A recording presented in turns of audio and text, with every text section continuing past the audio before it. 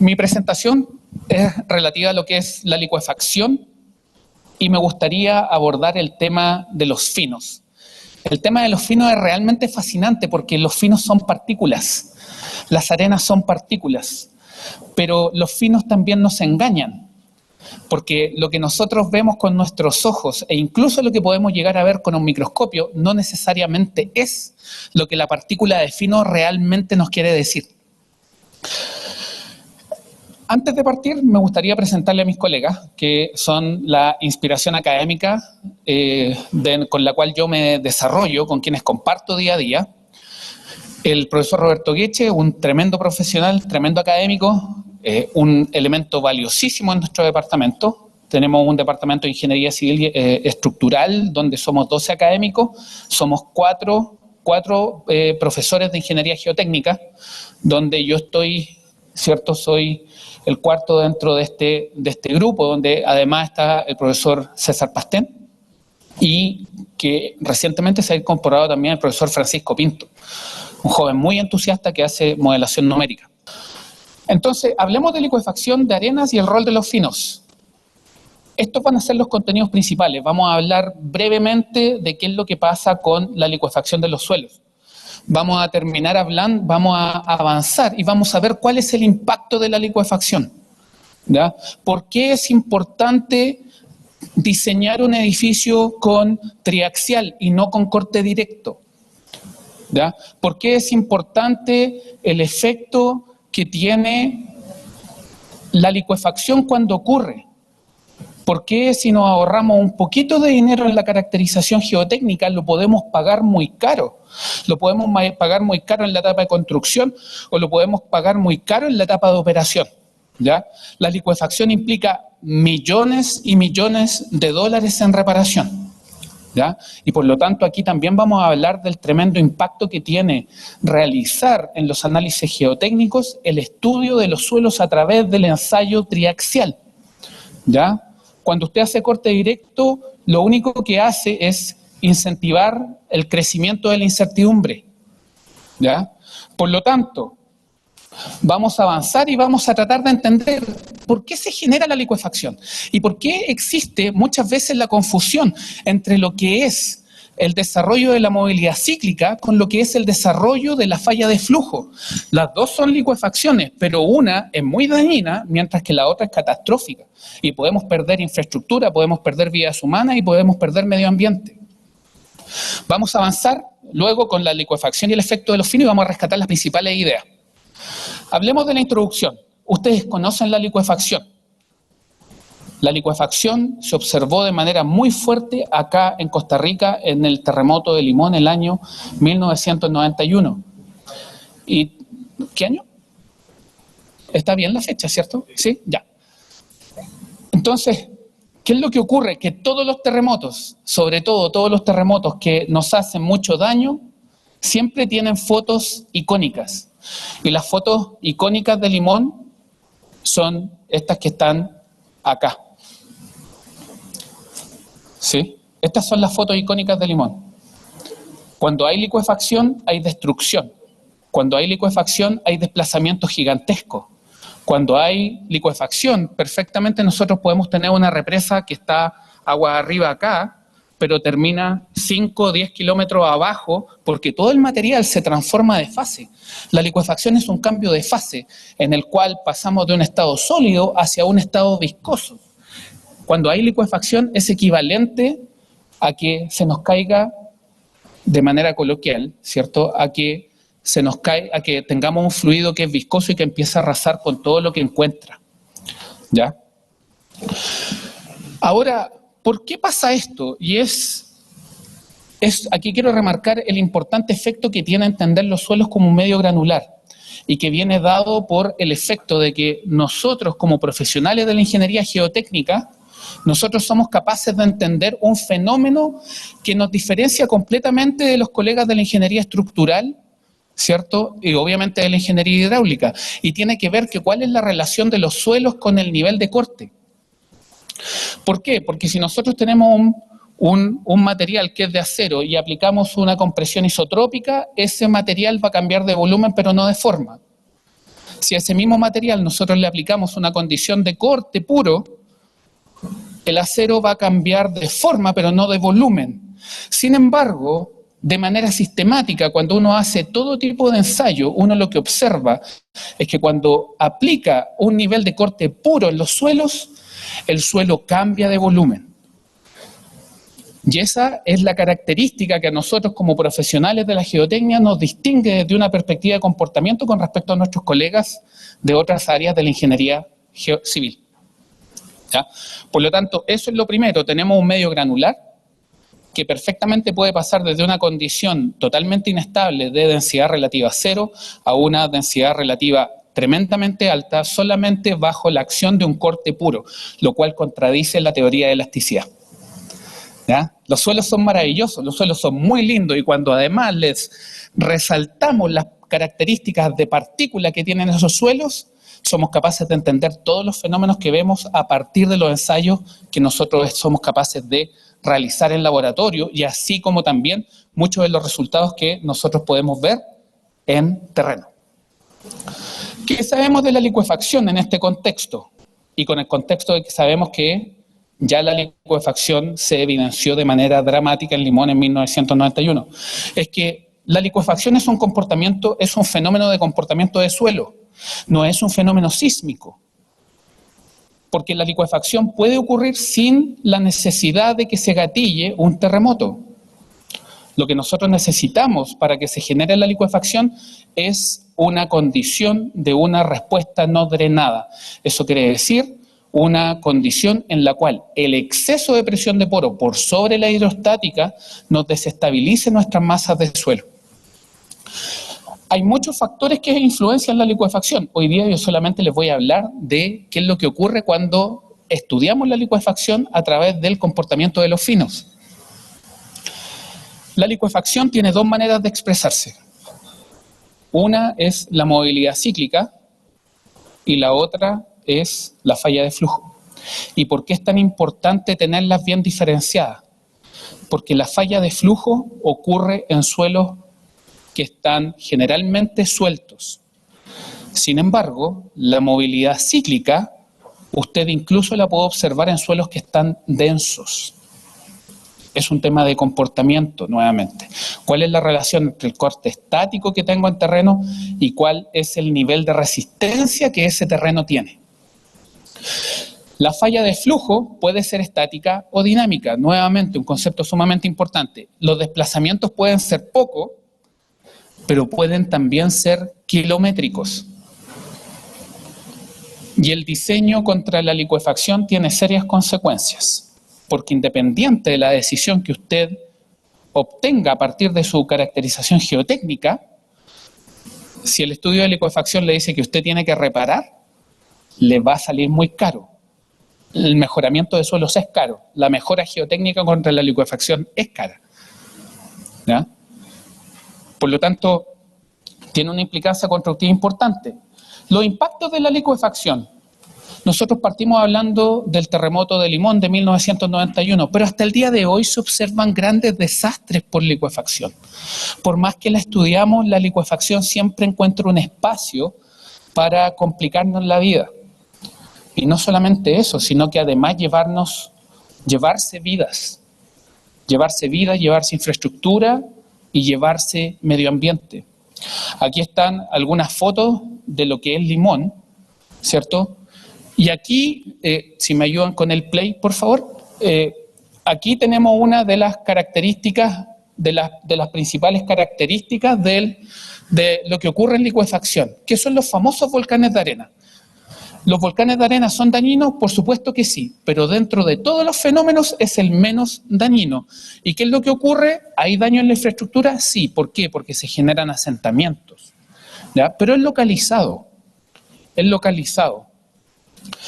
Sin embargo, aun cuando sea localizado, ¿me ayuda con play? Por favor. Si es localizado, puede generar tremendos daños en la infraestructura. ¿Puede generar asentamiento? Sí. Pero también nos puede hundir un edificio. Esto no es una rotura de matriz. Esto es licuefacción, y esta fue probablemente el primer registro visual de lo que significaba la licuefacción, en Niigata, 1964.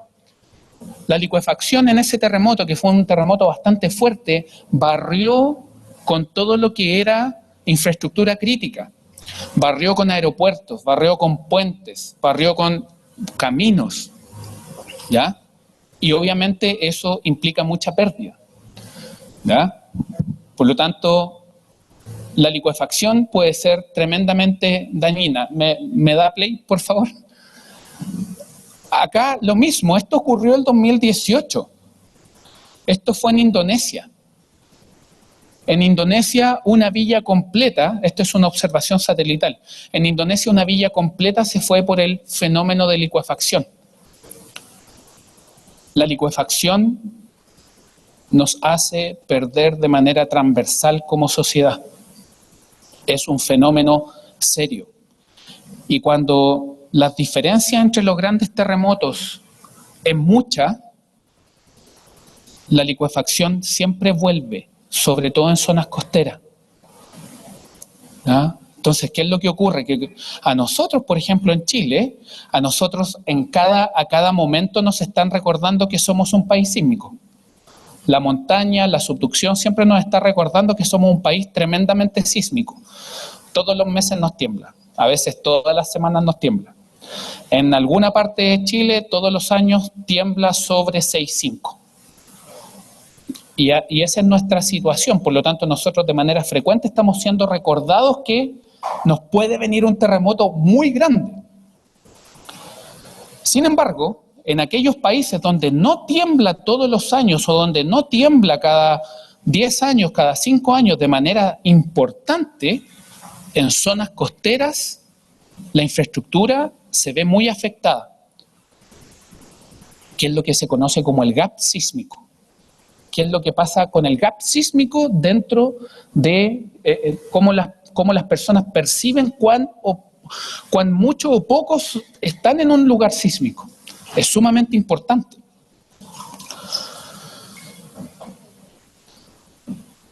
Miren lo que ocurre cuando ocurre la licuefacción en infraestructura y en infraestructura que además está en pendiente. Nosotros ya vimos una en pendiente, que era esta, Indonesia.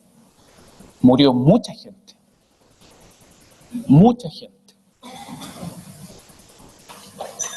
Pero esta, ¿me ayuda con el play, por favor? Esta también fue una falla tremendamente catastrófica y que ocurrió en infraestructura minera, que fue la catástrofe de Brumadinho. Cuando la licuefacción ocurre en un minuto. Ocurre en un minuto. Y en un minuto la represa que está acá puede estar un minuto más tarde, puede estar 1 kilómetro más abajo. Fíjense cómo las vidas humanas se pierden, ¿cierto? Las vidas humanas se pierde la infraestructura y por supuesto se pierde el medio ambiente. Por lo tanto estamos hablando de un fenómeno tremendamente catastrófico y nos sigue ocurriendo y tenemos que trabajar para que eso no nos ocurra. Esto pasó este año y que fue la falla de una pila de lixiviación en Turquía. ¿Me ayuda con el play? Fíjese lo que ocurre cuando se observa el fenómeno de licuefacción. Todavía no salen los estudios forenses con respecto a esta falla. Pero este nivel de catástrofe, este nivel de flujo de suelo, ocurre porque hay una relación entre el nivel de corte estático que se obtiene de una infraestructura que está con pendiente y el nivel de corte que es capaz de resistir esa infraestructura.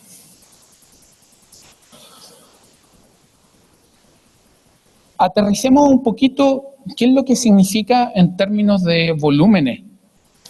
Aquí yo les estoy presentando una falla de un tranque de relave que ocurrió en 1994, que fue la falla de Marysprout. La falla de Marysprout ocurrió en un tranque de relave. Este tranque de relave había sido construido bajo una cierta metodología. Cuando esto licuó, el material perdido, hubo mucha afectación en la infraestructura, mucha afectación a las personas. El material perdido, el material que se desplazó desde ese sector hacia afuera, es capaz de llenar algunos estadios. Cuando la licuefacción se genera, es tremendo el impacto. Fíjese en términos monetarios, lo que implica tener una licuefacción somera. Esto es del terremoto de Nisqually, del año 2001. No es un terremoto muy conocido porque no generó tantas fallas, pero generó las suficientes fallas por licuefacción, que no fueron tan grandes, para generar una pérdida de $3 millones. Es harta plata, $3 millones. Pero si la contextualizamos dentro de la potencial cantidad de dinero que podemos perder porque ocurre licuefacción y empezamos a ver terremotos que son conocidos por la comunidad, nosotros nos empezamos a dar cuenta de que cuando hay licuefacción podemos perder fácilmente $150 millones, $160 millones. Fíjese ahí, $160 millones, esto está en escala de 20, por lo tanto ese valor que está ahí es del orden de $500 millones, este valor que está acá, ese valor que está ahí, ¿cierto? Terremoto de Loma Prieta, un montón de pérdida de plata por licuefacción, un montón de pérdida de plata por el terremoto de Anchorage, mucho dinero por el terremoto de Alaska del año 1964. Estamos hablando de cientos de millones de dólares en pérdidas. Por lo tanto, la licuefacción nos puede hacer perder mucho dinero. Y una manera de prevenir la licuefacción es hacer una correcta caracterización geotécnica. Y una correcta caracterización geotécnica muchas veces nos implica invertir una cantidad de dinero que inicialmente parece ser muy alta, pero que es muy pequeña en comparación con la cantidad de dinero que estamos previniendo perder. Por lo tanto, ¿qué es importante amalgamar de todas las imágenes y de todos los aspectos que hemos conversado? Es que la licuefacción nos cambia la topografía del sector donde nosotros estamos. Nos cambia la topografía. Y nos puede generar tremendas pérdidas humanas, ambientales y, por supuesto, económicas. Ahora, ¿qué es importante? Yo les voy a dejar aquí algunos escritos porque esta es una presentación que voy a compartir con ustedes. Y es que la licuefacción se puede manifestar de dos maneras. Y la manera en cómo se expresa esta licuefacción va a depender de cuál es la relación que existe entre el nivel de corte estático de nuestra infraestructura y la resistencia que tiene ese suelo que está en la zona de la infraestructura. La licuefacción requiere solamente una condición para ocurrir. Y si usted encuentra esa condición, el gatillamiento puede ser en condición monótona o puede ser en condición sísmica. Pero la condición es esta. Si usted tiene un nivel de corte estático que es mayor o igual a la resistencia última no drenada que usted observa a través de ensayos triaxiales, usted va a tener licuefacción del tipo falla de flujo.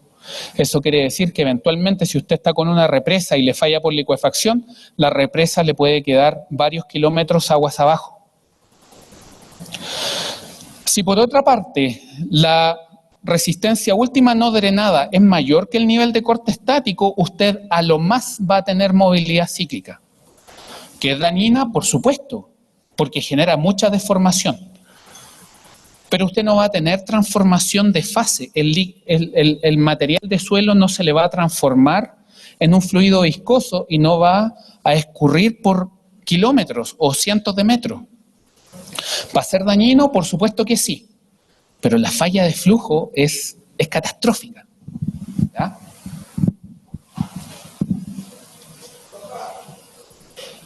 Veamos cómo se ve en laboratorio la diferencia. Aquí vamos a mostrar movilidad cíclica. Movilidad cíclica. Movilidad cíclica es pérdida de rigidez, no pérdida de resistencia. Falla de flujo es pérdida de resistencia. Si ustedes se fijan, este está cicleando, no está perdiendo resistencia, pero este capota. Este capota. Este se nos va muchos metros, se nos va cientos de metros agua abajo. Este sigue cicleando sin perder resistencia, solamente aumentando mucho sus deformaciones.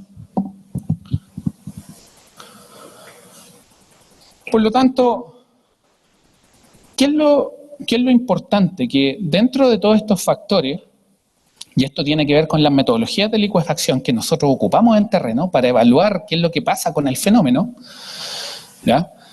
Muchos de los estudios de licuefacción se hacen en arenas limpias. Hoy en día se hacen con finos. ¿Y por qué? Porque es muy difícil encontrar en general arenas limpias en terreno.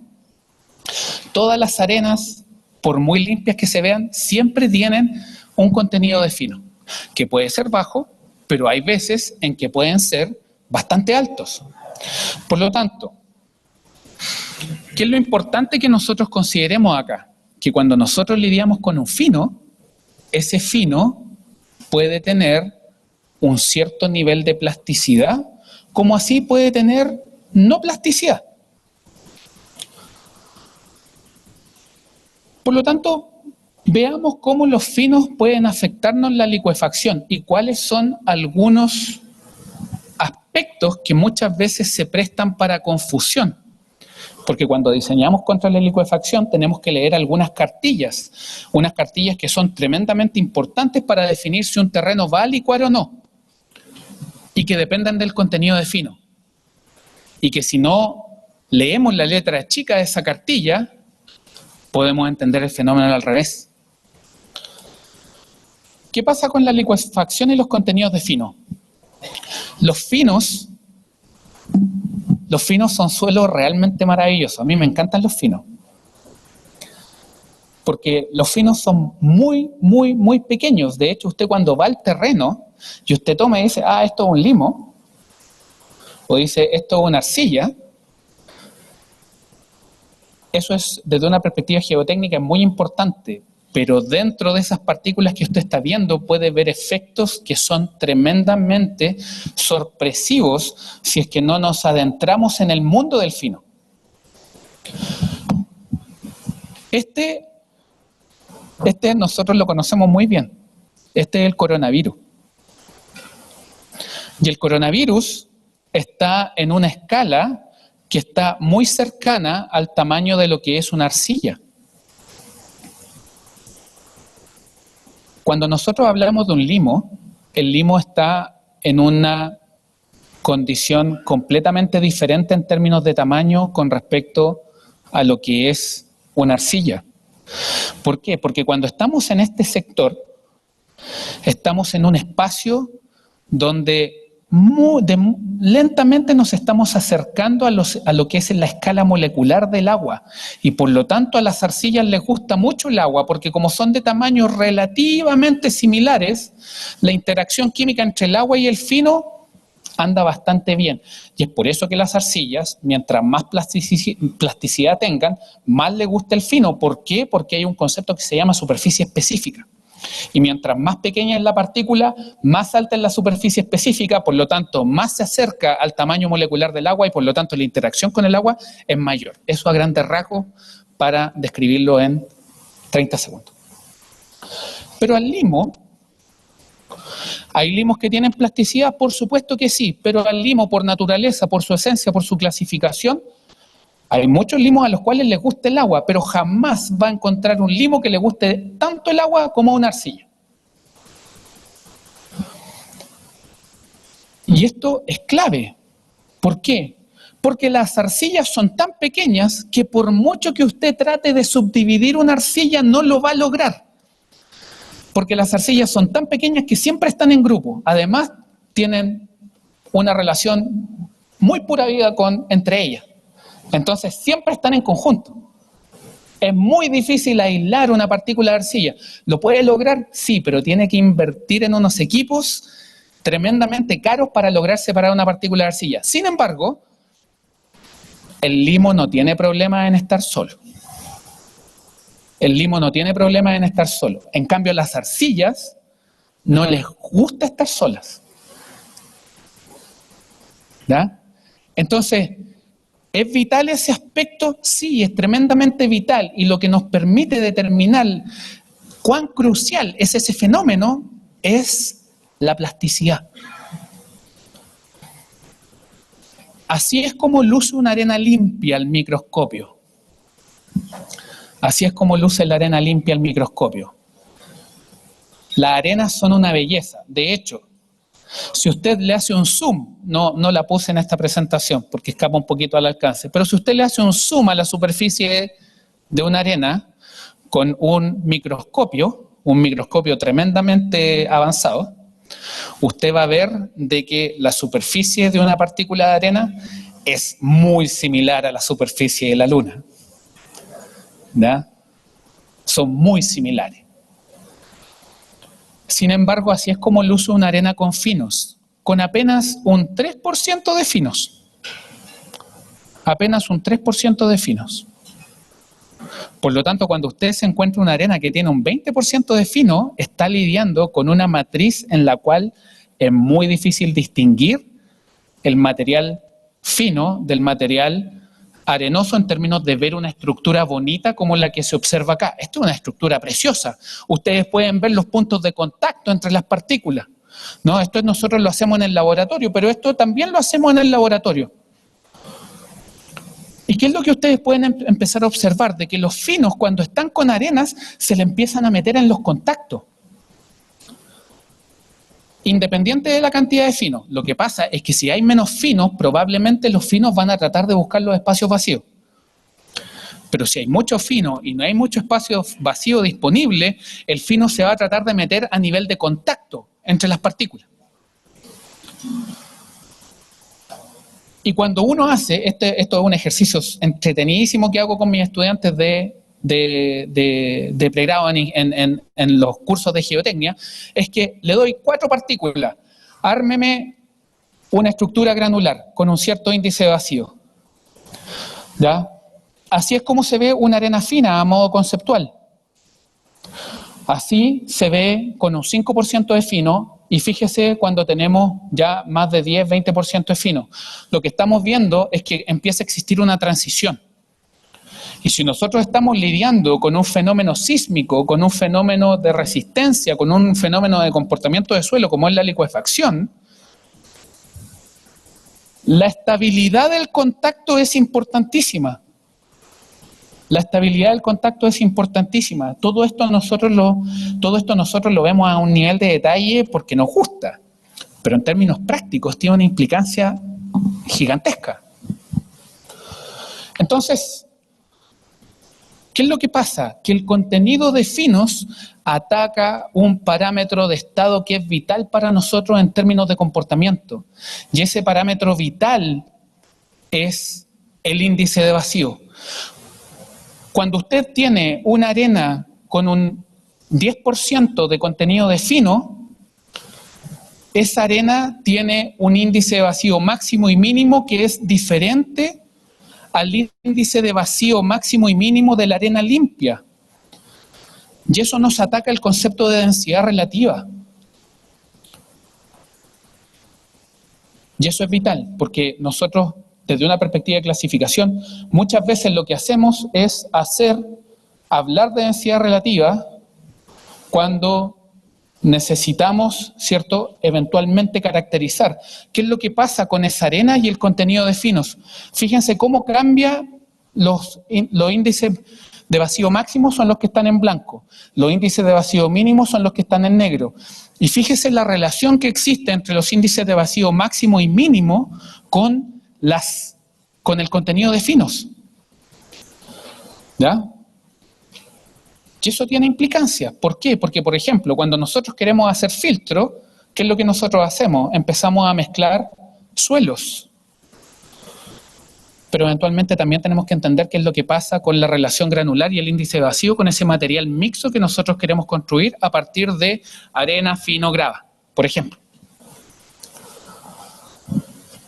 Por lo tanto, cuando nosotros hablamos de limos sin plasticidad, muchas veces, si la plasticidad es muy baja, y por eso lo pongo entre comillas, y esto es particularmente sensible para finos no plásticos, cuando hablamos de finos, y hablamos de finos sin plasticidad, recuerden, estamos hablando de partículas que perfectamente pueden estar solas.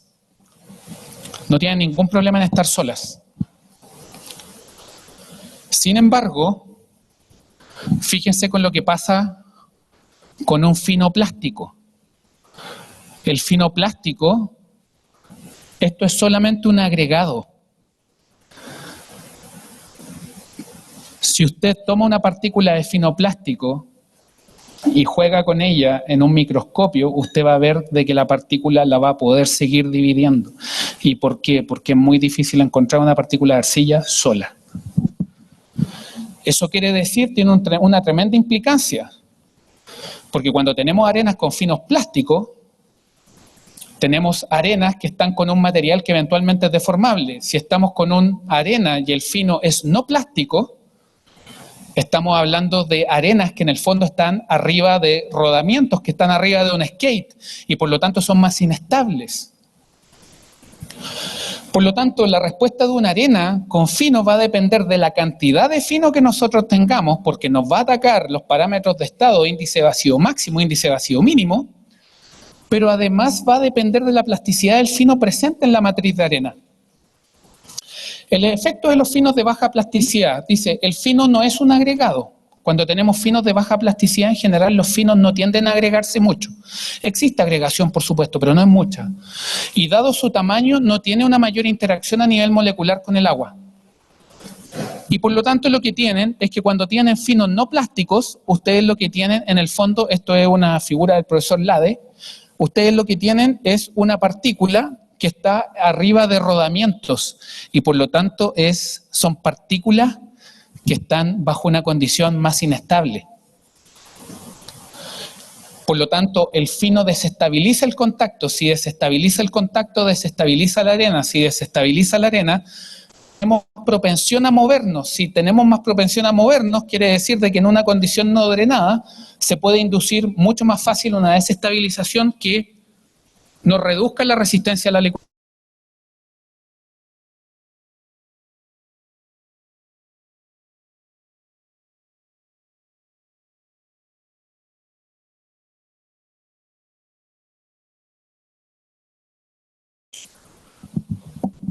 Eso desde una perspectiva de diseño implica que si nosotros agregamos finos plásticos, no plásticos,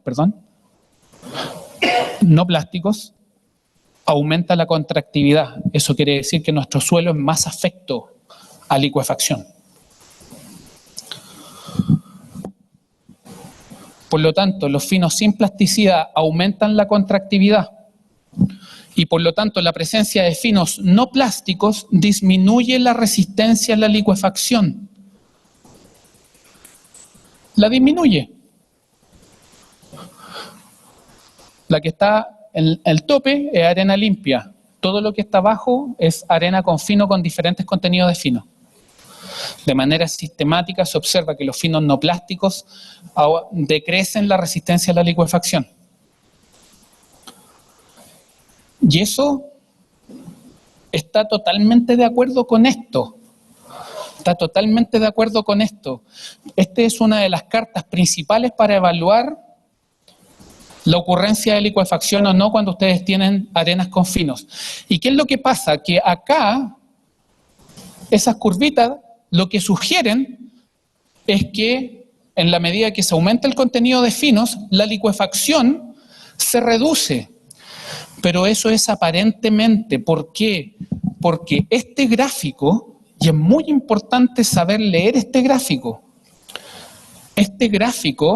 ¿ya? Tiene implícito, fíjese que este gráfico trabaja con el N160, que es del ensayo SPT. Ese gráfico, el SPT, se relaciona con la densidad. Por lo tanto, ¿qué es lo que ocurre? De que en este gráfico, que es fundamental para nuestro diseño contra la licuefacción, lo que ocurre es que hay, ¿cierto?, está el concepto de densidad relativa. Por lo tanto, cuando tenemos 35% de fino, no es que por 35% de fino aumente la resistencia a la licuefacción. Lo que ocurre es que para que una matriz granular tenga 35% de fino, tiene que estar muy densa. Tiene que estar muy densa. Y eso es lo que explica que este gráfico funcione y que este gráfico, hasta el día de hoy, sea uno de los aportes más grandes que en la geotecnia hizo el profesor Raymond Seed. Harry Bolton Seed. Por lo tanto, ya vimos qué es lo que ocurre con la licuefacción y los finos no plásticos. ¿Qué es lo que pasa con los finos con alta plasticidad? Por ejemplo, vamos a ir al extremo. ¿Qué es lo que pasa con los finos de alta plasticidad? Los finos de alta plasticidad, recuerden, partículas muy pequeñas, no les gusta estar solas, por lo tanto, se digregan, se pueden digregar y además, como están en contacto con agua, presentan propiedades reológicas. Entonces, ¿qué es lo que ocurre? Que si eventualmente se llegan a poner entre los contactos, se amoldan al contacto. Se amoldan al contacto. Obviamente dependiendo de su cantidad, porque si tenemos baja cantidad de fino, el fino se va a querer meter en el espacio intergranular. ¿Y qué es lo que se observa experimentalmente? Se observa experimentalmente que en la medida que usted aumenta la plasticidad de manera significativa, eventualmente la licuefacción se reduce. Y es por eso que las metodologías de inyección de cemento, las metodologías de inyección de geles, funcionan cuando queremos tratar de reducir la licuefacción. ¿Ya? Aquí simplemente más de un efecto. Y acá un tema importante que tiene que ver con la licuefacción y la velocidad de onda de corte. Muchas veces se habla de que se puede estimar la licuefacción a partir de la velocidad de onda de corte. En los extremos esa metodología funciona bastante bien.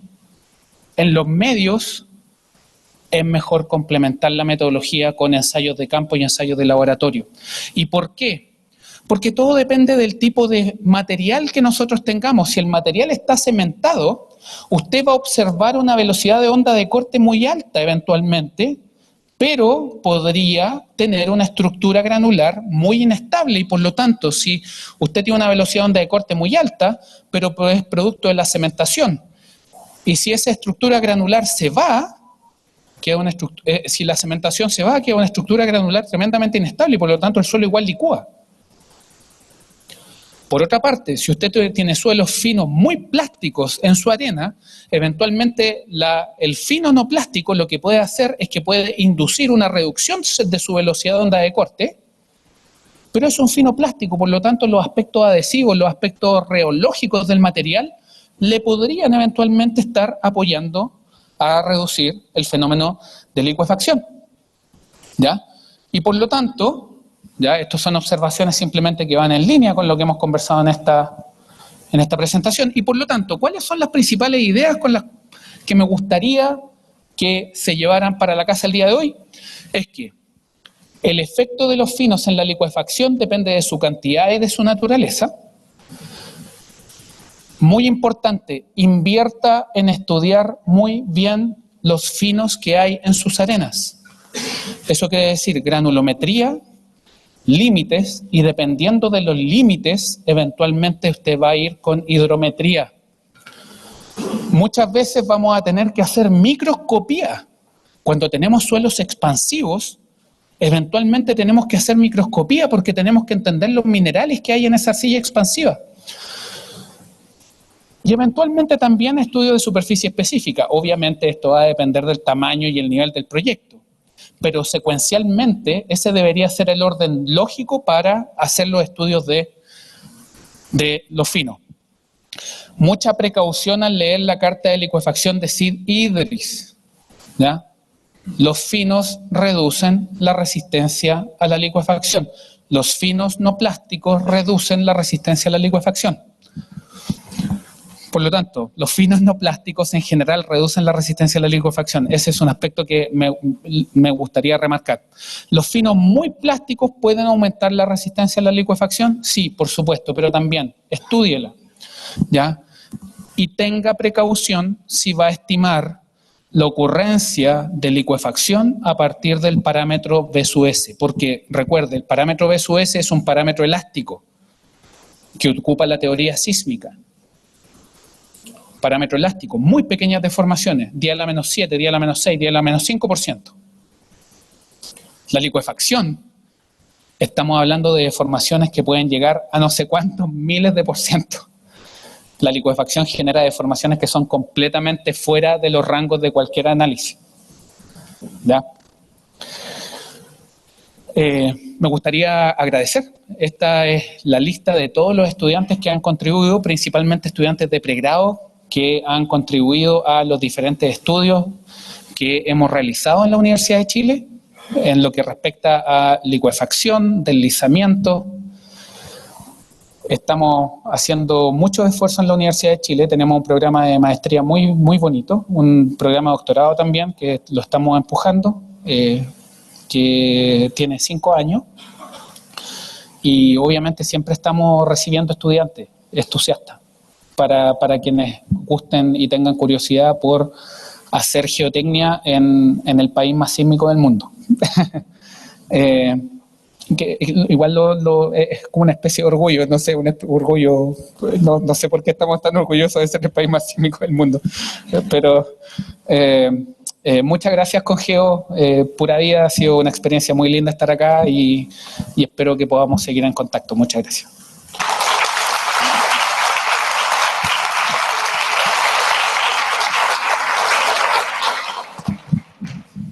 Permítame un momento, señor Ochoa, para entregarle este reconocimiento por su conferencia. Por cuestiones de tiempo no vamos a poder hacer consultas, pero sí le vamos a dar un fuerte aplauso por su conferencia. Qué bonito, muchas gracias. Muchas gracias.